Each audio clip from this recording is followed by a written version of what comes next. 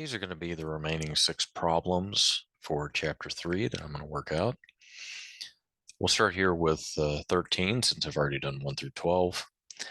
A sample of cesium-137 initially contains 1,000 atoms. Part A is what is the value of the decay constant for this isotope? So we start out originally here with 1,000 atoms. I'm going to use this formula. The half-life, which you can look up in a table, and I can provide that for you with these questions. The half-life is 30.1 years.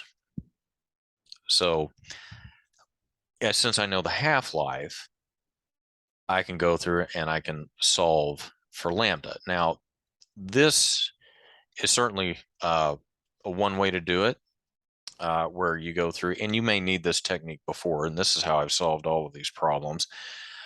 There is also another method that you can use in order to be able to do this, and that is T 1/2 is equal, and let's see if I can do this with a pen.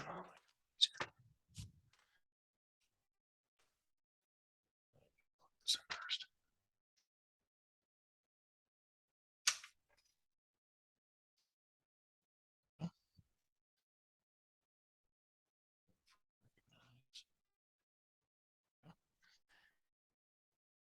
Is 0.693 divided by lambda, which, if you solve, gives you this. Now, let's take a look here and let's see if this actually works out. So what I'm going to do is I'm going to take 0.693 and divide it by 30.1. So 0.23023 comes up to be about the same. So this process here will get the value of lambda for you, or basically you know that it's going to be half the value at some point for the half-life. You take 500 divided by 1,000, that's where the 0.5 comes from, and that is equal to this over here.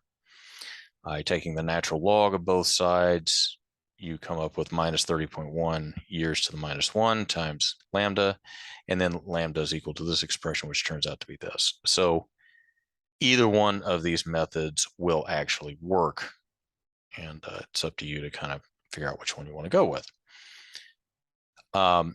So once you have the decay constant, then part B is how many cesium-137 atoms does the sample contain after 2 years?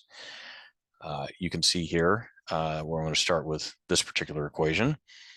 I know that I started out with 1,000 atoms because that's what they told me in the original part of the question. And this is equal to E raised to this lambda value times 2 years. And if you go through and you work through that particular expression, basically E to the minus 0.023 times 2, find that value, multiply it by this, you come up with 955 atoms. So what is the change in the number of atoms over that period? Well, you lose 45. The last part, D, is to verify that the equation delta N divided by delta T is roughly equal to minus lambda times N by substituting the values from part A through part C on both sides of the equation. So delta N divided by delta T is basically minus 45 divided by 2 years, comes up to be this. Minus lambda times N is minus 0.023 times 1,000 ends up with minus 23, so they're very close. Okay, so let's go over here to 14.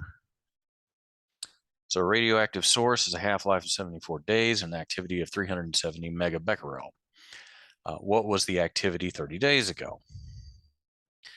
Well, again, we have the half-life is 74 days. We have the activity.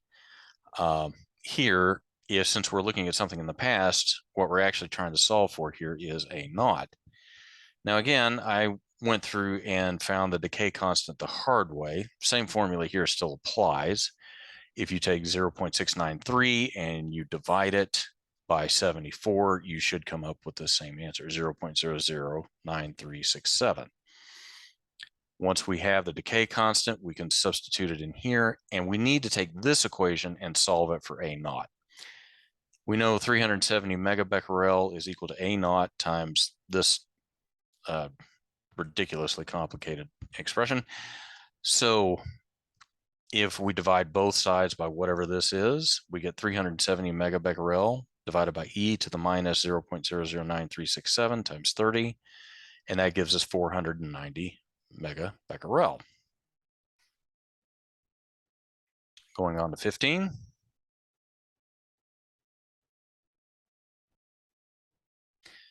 A radioactive source has a half-life of 60 days. What is the relative activity after 1 week? Now, relative activity is going to be a little bit different. In other words, when they say relative activity, we're not looking for an absolute value. We're looking for what percentage of what it was that we started out with. So that's going to behave a little bit differently here. And I just want to make sure you understand that before we go forward. We're going to use this expression for activity. Again, I'm solving for the decay constant. I went the hard way. You can also do it the easy way, which is the half-life form that I've shown you before. So what I'm going to do to find the relative activity is I'm going to say whatever our activity ends up being is going to be some value x multiplied by A naught. In other words, it's going to be some percentage of whatever it was that we started out with.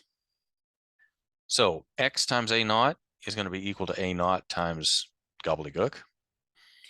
If I divide both sides by A naught, then they cancel and I'm left with x, and that's going to be equal to this expression. When you multiply those two numbers, this is what you come up with.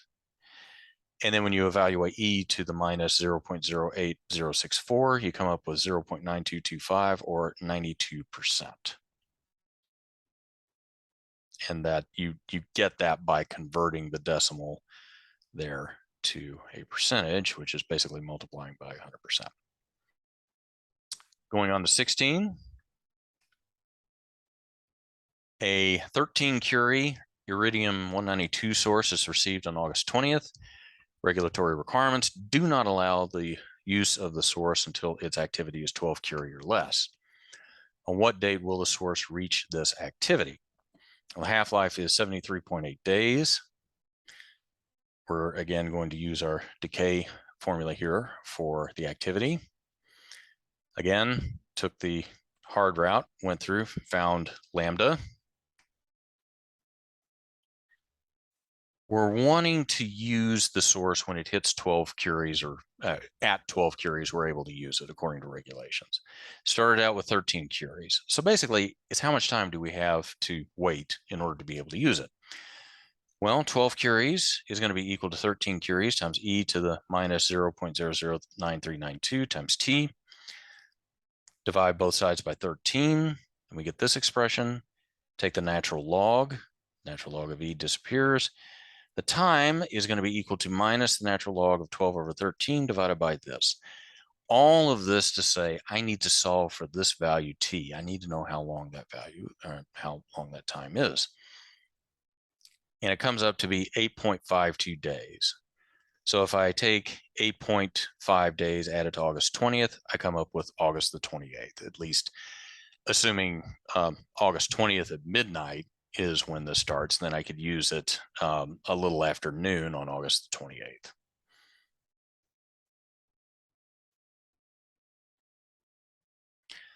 A patient had a 25 millicurie iodine 125 permanent seed implant 3 years ago. What's the activity now? Here's a formula. Again, find the decay constant. I did it the hard way. So I'm going to take 25 millicuries times e to minus lambda, and then I did 3 times 365. And the reason and you could put 3 times 365.25, I suppose, to account for the leap year if you wanted to. By doing so, you come up with actually this expression. When you convert this to nanocuries, basically it's the same thing as saying 72 times 10 raised to the minus 9th. which is the same thing as saying 72 nanocuries. Finally, number 18, for a prostate seed implant, iodine 125 seeds with an activity of 0.350 millicuries are needed on the day of the implant. The seeds are to be delivered 1 week prior to the implant. What activity should the seeds have on the day of the delivery? A is equal to A naught, E to the minus lambda T. We know what the activity needs to be on the day of the implant. We don't know what it is since it's going to be delivered 1 week prior to the implant. We need to figure out what that activity would be. So we leave this as an unknown. We know that E is going to be minus lambda and then times T. So we divide both sides by this expression of E. So we get 0.350 millicuries divided by E to the minus all of that. And it comes up to be 0.380 millicuries. So I hope this video sort of illustrated why these answers came out the way they did. And let me know if you have any questions.